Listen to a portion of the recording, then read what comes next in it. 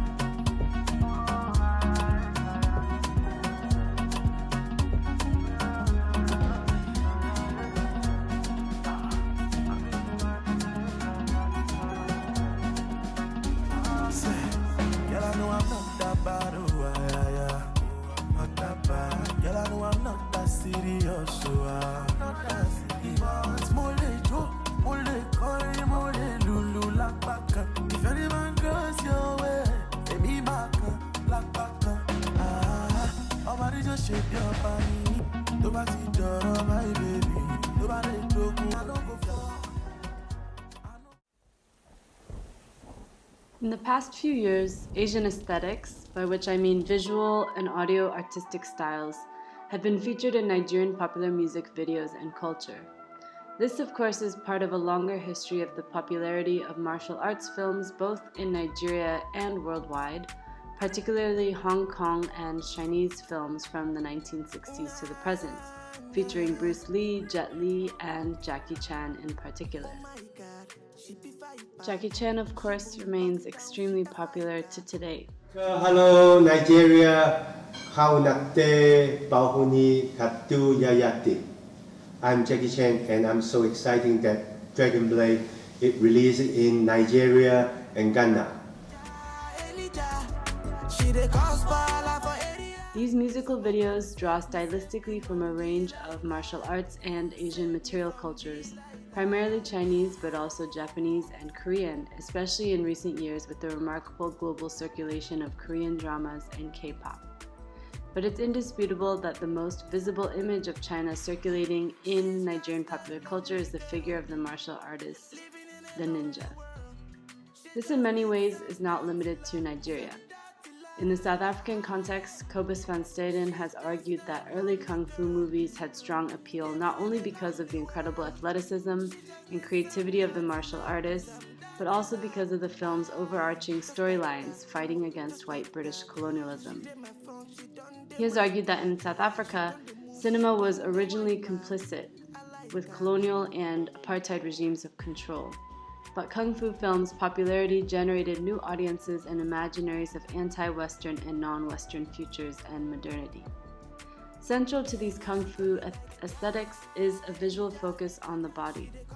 May Joseph has written about kung fu films' popularity in socialist Tanzania, acutely observing that kung fu foregrounds the abhorrence of any technology other than the self as a means of juridical and revolutionary intervention. It does this through the striking absence of guns or bombs, the aesthetic frugality of unadorned martial bodies combating capitalist evil. In Kung Fu, the expatriate CEO of Transwire Nigeria recently retired. Kola! As a multinational firm, Global HQ decided to appoint his replacement from within Africa. And you were in the mix? Along with 4 others. The 2016 Nigerian feature film The CEO was directed by Kunle Afolayan. It features a storyline that is largely about political maneuverings between 5 candidates from across the African continent: Morocco, Nigeria, Kenya, South Africa, and Cote d'Ivoire, and they compete for a corporate leadership position. Without spoiling it too much for those of you who haven't seen it yet, Chinese characters feature in a minor plot twist. I was living at the University of Lagos at the time as a visiting PhD student in anthropology. Together with a Chinese geography PhD student who was also living in Lagos, I worked with the director and film team to find and cast 2 Chinese men living in Lagos at the time for these roles. This is an abridged version of the conversations we had as mediators in this process between Nigerian creatives and Chinese migrants living in Nigeria. It was clear that the creatives wanted a cross between a modern crime thriller and a 1970s Hong Kong mafia vibe. But we also had concerns about how the Chinese men would be represented on screen and how that might impact their lives as Chinese people living in Nigeria. So we translated and altered the script slightly. I was also on set briefly and on screen alongside them.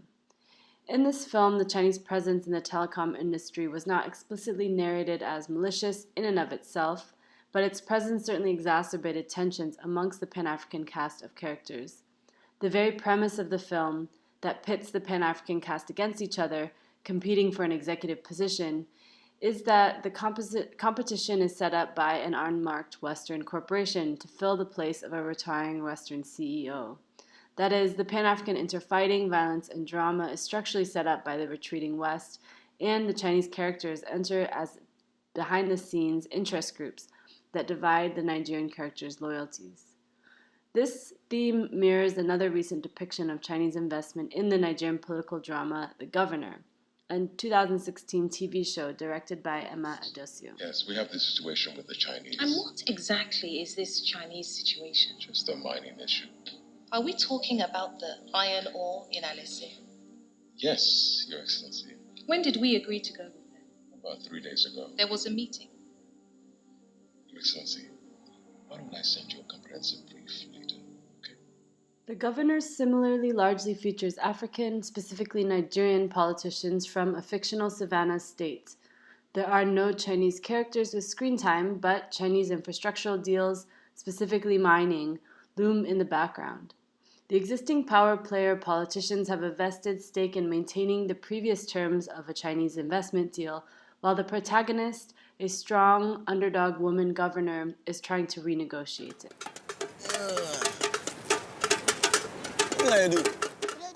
How do we make sense of these 2 kinds of archetypes of Chinese representation in Nigerian media? In a different context, Alessandro Jodlowski and Ute Roschenthaler have noted that Asian and Chinese representations in Ethiopian film are multi-layered. On one hand, like we see in the music videos, they are somewhat superficial and stereotypical portrayals of Chinese people and material culture related to martial arts, written language, and dress, glorifying and using Chinese aesthetic. Shantae Smalls notes that Black American films show stereotypical portrayals of Chinese people, but also notes that, quote, to dismiss the film solely because it uses stereotypes misses what the film does with those stereotypes, end quote, instead suggesting that they depict Afro-Asian plurality and performativity, which is not necessarily Afro-Asian unity.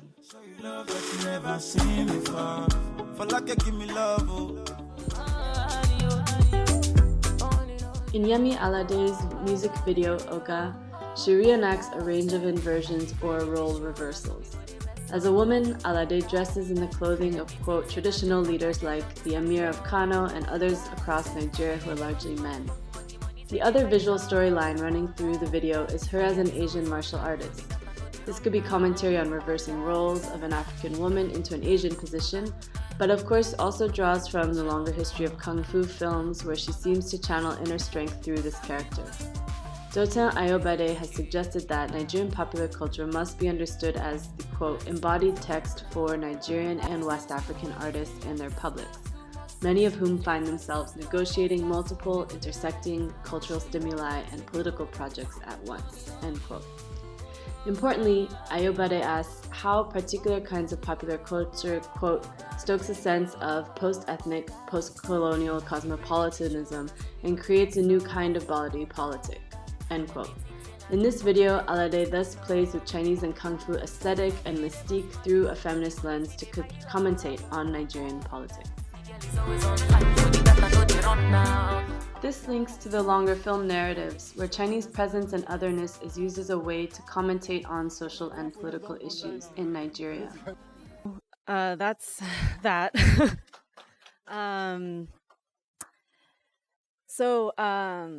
I guess a few things just in terms of framing comments, kind of where this emerges from. So I'm working on a larger book project that's really not actually about media engagements specifically, but focusing on Nigerians who are mobile across different sites in Asia, the Middle East, and Africa for business. So, there's been some media coverage, and many of you might be aware there's many Africans living in places like southern China. You'll find in these business areas, most of them are coming from Nigeria, which is kind of the continental economic, demographic hegemon. Estimated 1 in 6 Africans, I think, right now is Nigerian, if not, I think, growing very fast. But Nigeria is a really dynamic, really important place in West Africa. And we already had a little bit here with Emeka's talk today in terms of thinking about Nigerian media. But it's an interesting place to think about this. There's other countries when we think about China, Africa, with much longer kind of and deeper geopolitical connection. A lot of times there's analysis of countries with socialist connections like Tanzania, Zambia, Ethiopia, Angola, etc. And Nigeria has kind of always been, since the colonial period, post-colonial period, more geopolitically oriented towards the West. In fact, even in the 1960s, there's a civil war, and China not through much material, but symbolically actually supported the secessionist state of Biafra. This is the 1960s, and so since then have had a kind of different, had a quote unquote improving relationship with China, but still, there's this kind of longer history of it not necessarily being explicitly oriented towards geopolitically towards China. That being said, like a lot of parts of the continent, there's a lot of infrastructural projects happening in Nigeria that are very visible, like a deep sea port that's just been constructed nearby Lagos in Lekki. And so, there's kind of shifting terrains of that. But I do want to say, just in terms of some of this context, kind of where then this interest emerged was, one thing I noticed amongst many Nigerians, there's many Nigerians who are going to the Middle East and Asia for trade. And Nigeria kind of globally is really famous for literature. You can think of many who've achieved global circulation, like Chinua Achebe or Chimamanda Adichie, Wole Soyinka, etc. But what's interesting is that, so there's a lot of representations of mobility, particularly towards the West of Nigerian diaspora. So one thing when I was doing my research was, even looking at kind of Nollywood films or films that were locally made, as well as novels or other kinds of representations, it was actually quite difficult to find representations of these mobilities towards Asia, the Middle East, and Africa. And there's a whole range of reasons for those. One is that the migration is much more temporary. None of it is immigration oriented. So very circular, even though there are tens of thousands of Nigerians who go. Other components are that these are kind of classed components, as some people have said to me, if you have money, you don't go to Asia necessarily, you go to the West for education. So these are also kind of class dynamics of who is going where, and thus what you see represented in popular culture. So I guess why I ended up on this topic was where I did see some representations of these trajectories were in music, kind of lyrics that don't have music videos, so I didn't include them here. And I look at those in some of my broader book project. As well as just these kind of ongoing popular mass media, just in terms of the music videos with Asian aesthetics, as you can see, as well as a little bit here and there in film, but again, not kind of very visual, but more in the background, as I mentioned here. Kind of there's a storyline, a plot line of Chinese infrastructural deals, but it's not necessarily kind of represented too much with actors or in the storyline. So that's kind of one component I wanted to say. And then second, I really appreciate the other panelists providing this kind of larger context of media landscape, which I didn't know much about at all, actually. And so I guess I think about this as kind of a supplement in some ways to thinking about these other kind of mass circulations of popular culture and representations of China, which you see. I mean, from Nigeria, when you kind of base it in Nigeria, I know that I heard, I mean, I would be somewhere in rural Nigeria and be watching like an old Jackie Chan film dubbed in Yoruba. I had people talk to me about how when they were younger, so kind of people of different generations, talking about how in the 70s they could find Mao's Little Red Book on the street, just kind of for sale alongside other Marxist literature in Nigeria. So this other kind of popular consciousness that is there from that kind of precedes some of the geopolitical focus that we've come to be used to focusing on through China-Africa kind of media. Another example was I had a lot of Nigerians tell me about how when they were growing up, their communities would sometimes fundraise for starving children in China. There's this kind of imaginary that really was juxtaposed with then when they actually would go to China and were kind of shocked at what that kind of infrastructural leap has been in the past few decades. So again, just kind of hopefully this is a supplement to get us to think about these other kinds of histories, popular imaginaries that come into play that Chinese state media is actually probably trying to interact with or intersect with or depart from in different ways. And then kind of lastly, I guess just a last point I wanted to bring up along these networks is thinking about race in different ways and how this comes up. So there's been really great work, I think, in the China-Africa Studies Network with a lot of different researchers, like Roberto Castillo wrote an article relatively recently on racial triangulation. So thinking about using Asian American theory and other theorists of race to think about what race looks like outside of the West or beyond a black-white binary. So there's been really interesting conversations around this. We see with these kind of martial arts representations, obviously, I kind of said Chinese, but it's obviously a different, incorporates a lot of other East Asian nationalities in particular, and people are aware of that. You know, there's a huge rise of K-dramas as being very popular. Actually, the director of the film that I mentioned, I know is a huge fan of K-dramas, like obsessed with them. And I think is maybe going to inform some of his future work.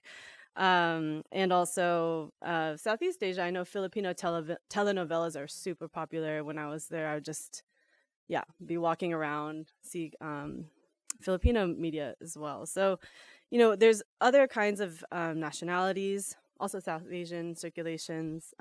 Really good book recently written by Shabana Shankar on some of these connections. But either way, we can think about, I think, how does race and racial discourse become, how is it talked about? How is it transformed through these different engagements? So thinking about race as kind of a dynamic process, racial formation as a dynamic process through this. I don't have any concrete conclusions from this essay in particular, but also just wanted to kind of flag that for now.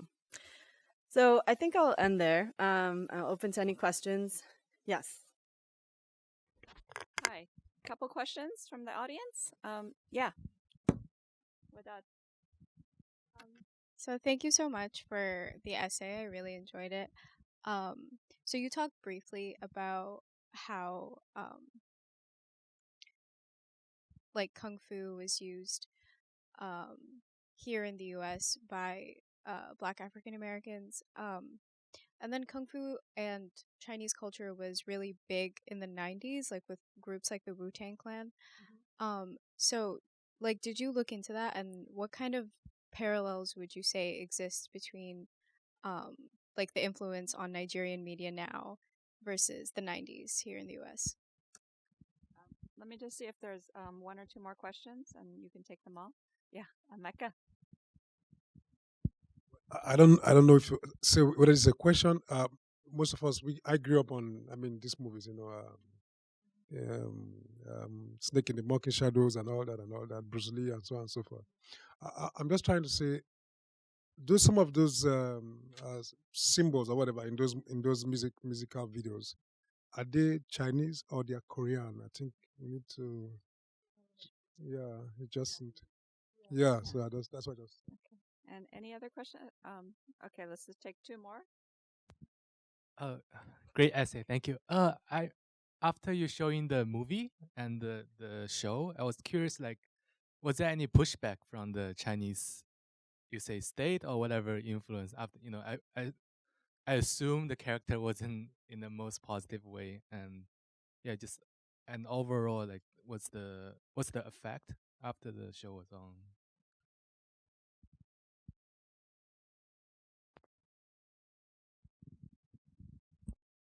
Sorry, there was one more from Maria up here. So thank you so much. It was a great essay. I really learned a lot and enjoyed it very much. I was curious about the featuring of Chinese characters, or the lack of, I guess, featuring of them in some of these films. The one you described about geopolitical sort of, I guess, tensions, and that really fascinating scene with, this.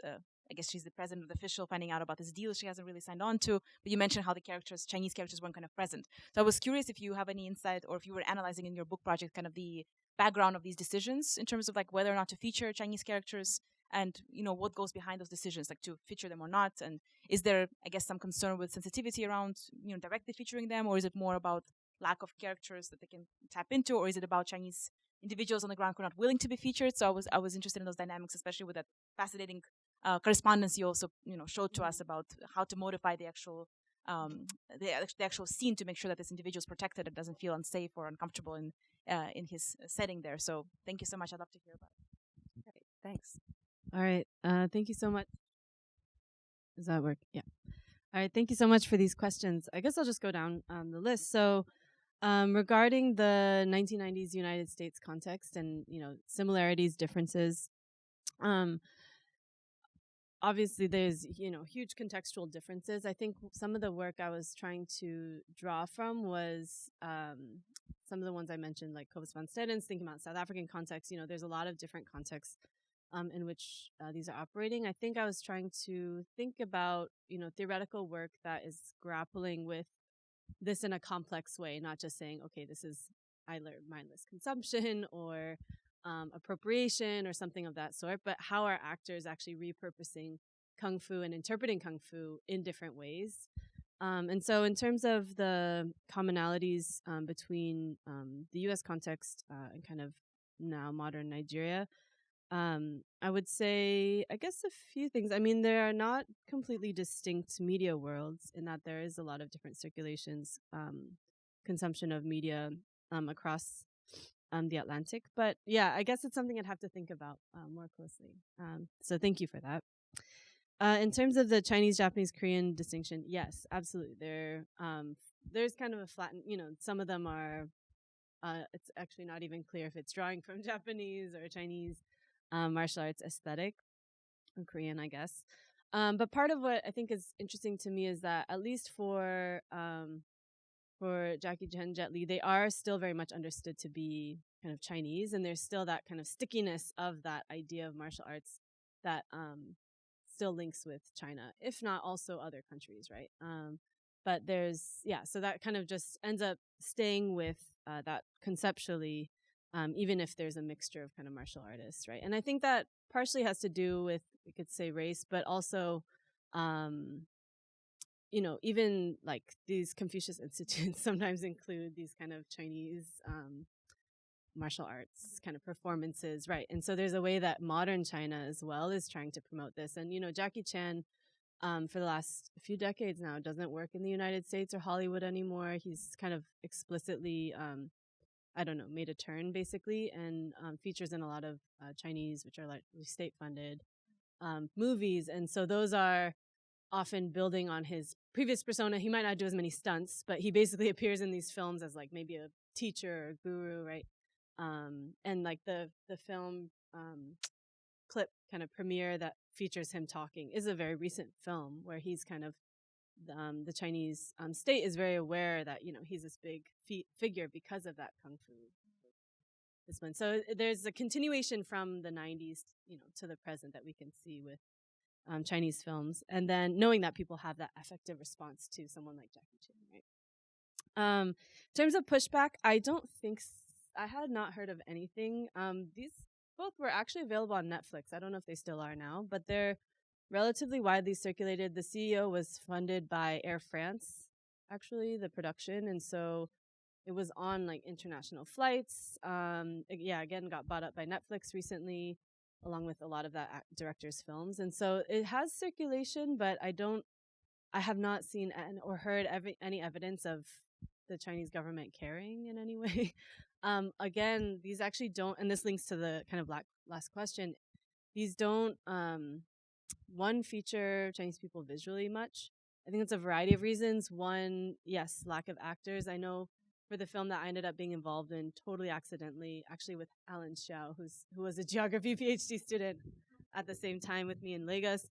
It was through like informal networks where someone knew I was Chinese American, and they're like, "Oh, can you find us some Chinese people just living here?" Because we didn't think about a budget for flying in Chinese actors. Although the film featured actors from 5 different African countries that they did fly in from those places and who are relatively well known in those contexts. So I think, partially due to not being an explicit film connection, which is interesting to think about. Maybe the BRI people to people thing, I don't know if film is part of their interest, but and then lastly, I also think it's like they were not very key plot points. Like I'm pulled out a few seconds from the TV show was honestly hours and hours and hours. And that was like the 2 scenes where it really came up in script. Same thing with the CEO. It's like, 2-hour film and only a few seconds really. It's more like a plot twist. But again, the focus was on, at least in the TV show, kind of godfatherism in Nigerian politics, or these different political pressures in the political system, issues with structural transformation that this woman governor is trying to embark on. And again, Chinese investment features as, in that case, an entrenchment of an older system that was very difficult to break. But the focus again was kind of on the Nigerian protagonists, and same thing with the film. So yeah, just I guess kind of still in the background. There's a few films I've heard of that might be coming up that feature more explicit kind of screen time of faces, but I have not seen them.